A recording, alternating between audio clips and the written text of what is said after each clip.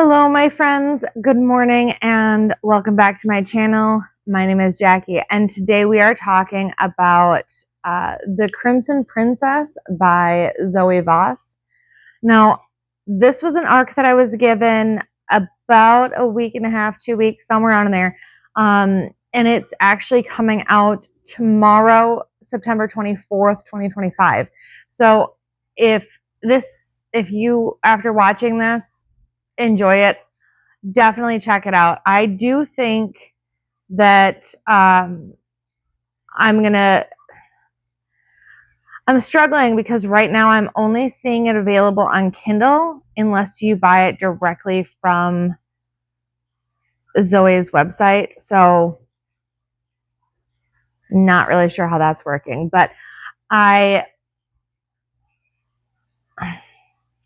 let me preface by saying that I did really like this book. Okay. It's not going to sound like I liked the book for a hot minute, but I did really like the book. So you have the problem for me was that the book was split into 3 parts, and that first part was there was so much world building going on, and there was so much background information that it was so slow moving and kind of like word vomity that I was just really having trouble getting into it. And I read like 2% of the book, and then I put it down for like 4 days. And I was like, no, I got to get this done. Like I made the commitment to read this, and I'm going to read it. So after like 4 days, I read another like 10, 12%, something like that. And I was like, gosh, this is it's hard. There was just so much happening. You have, in the very beginning, the main character comes off as Sophie and her husband Killian, and they are the king and the queen of Ravengale. And within a very brief period of time, within that first part, you go from them being the main characters, and it was even before like the first part ended. You go from them being the main characters of the book, as far as you know, to them not being the main character anymore. And that's where it kind of threw me a little bit. But once we got in a little bit farther and we actually got to know Satima, I could be saying that wrong, but that's what it sounds like to me. Once we got in to really getting to know Satima, and her character arc comes in, it really started to pick up. And then as you came into the second part of the book, it boom, boom, boom. And then I really started to get into it. So you have a kingdom. It's basically constantly on the brink of war with these, like, they're called zombies at the beginning, and they're fighting with them, and it kind of got a little weird there for a hot minute. And then once it started really getting into like the political aspect of it, once you really started to get to know Torin is the king of the werewolves, or vampires. And once you got into that, and you got into their ongoing feud with the rogue werewolves, it really came together. And I want to state again that I did really enjoy it. It just took a hot minute for me to really get into it. So Satima is a very good main character. She's got that strong backbone. She's, trying to live her best life. And her father is not really allowing her to live her best life. He's kind of he's kind of losing it a little bit there. And so she's trying to like pull him back and be like, listen, what you're doing is going to destroy our country. And he's like, but I'm the king and I can do what I want. She's like, but you are the current ruler. So what happens when I take over? Like, what happens when I am no longer just the princess, but I am, you know, the actual queen of this country? I'm going to have to spend all that time, you know, basically undoing everything that you have. Like, I'm going to have to try to figure out a way to save us. Please do not keep whatever it is that you're, you know, doing to destroy us. I don't want to go too much into that because I don't want to ruin it with spoilers. I will say that they do have a very kind of archaic sense of like belief going on, because they basically are putting all of their faith and trust into what they call the Book of Life. And the only one who can read the Book of Life is the king.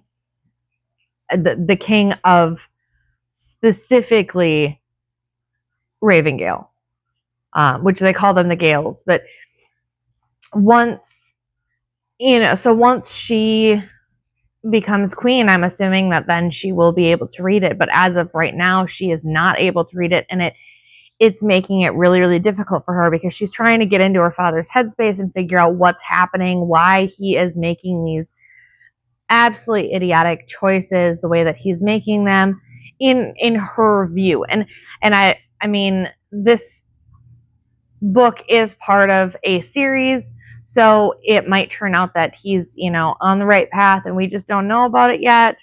It could be that, you know, she's being misled by other people. It's so, I mean, it's just, it's a lot to try to figure out exactly what, like, normally I can kind of read where a book is going to go. And this one is kind of like, I've got several theories about where I think it's going to go, but I'm not locked into anything. Now, it does definitely, as you can tell, definitely does have that fantasy. So we're looking at, you know, the vampires and the werewolves. There is magic. There's a good amount of magic. Our main character, they're calling her omniscient, but basically she knows things that she's not necessarily supposed to know. Like, she can tell, and they're also saying that she's an empath. So she's able to tell what people are thinking and feeling. She can feel their magic and feel how strong they are. And there's a few other curveballs that are thrown in, but it makes it so that her character is slightly wiser than it necessarily would be without those powers. On top of that, she was trained from a very young age to be a warrior, so she is very protective of her people and her kingdom, and it makes it so she's a very good character. Now, I did also mention Torrin being the king of vampires. He sets himself up very early on as an ally to her. And in that, I will also state that there was a little bit of spiciness going on several points in the book. Not excessively spicy. I will say that it was a very good mix of spicy. So you didn't have like, you know, bedroom scenes thrown in for absolutely no reason. There was a purpose to them. It made sense within the context of the book. It wasn't just, oh, and here they are hanging out and then naked. Like, okay, I mean, well, it's not entirely true because they've got the ability to just take their clothes off with magic. So I guess It's not really, I don't know. Anyways, it makes sense within the book. And then, like I said, you do have the political intrigue. So you've got this back and forth going on. She's trying to, take care of her kingdom. You do have this magic world building and that the magic system does make sense. The political lines are a little hard to keep straight because there is so much of it going on. But I think I've got it. So I think I've got it all figured out.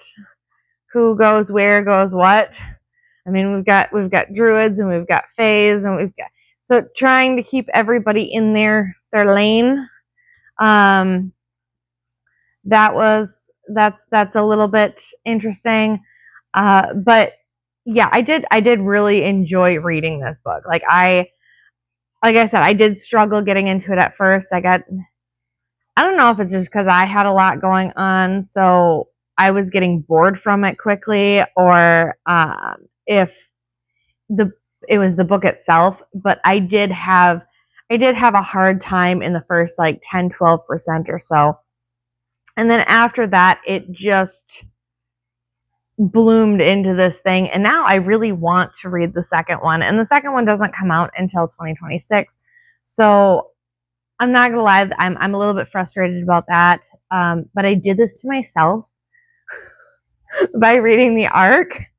So, there's that. So anyways, yeah, I do recommend this book.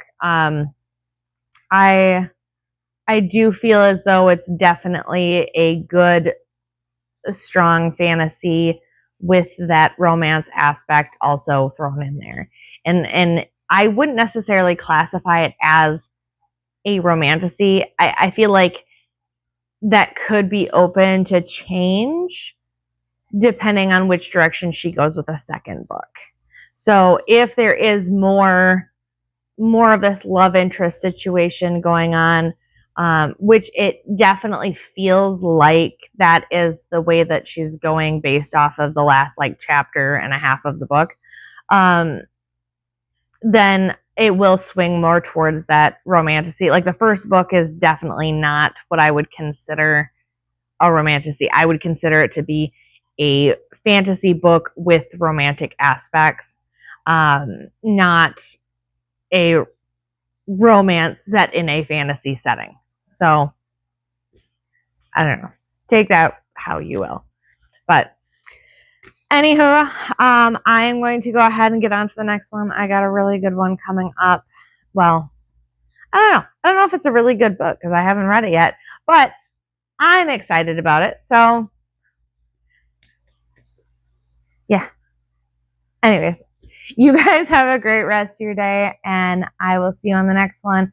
Definitely make sure that if you enjoyed my content, hit that like and subscribe button. I really enjoy doing this for you guys. And I really want to hear from you guys. Let me know what you think in the comments. If you read the book, if you were part of the art team also, or if you're going to wait, well, I mean, not that you have to wait real long because it's coming out tomorrow. But if you're going to wait until it comes out tomorrow, let me know after you read it, what you think of it. So hope you guys have a great rest of your day and see you next time. Bye.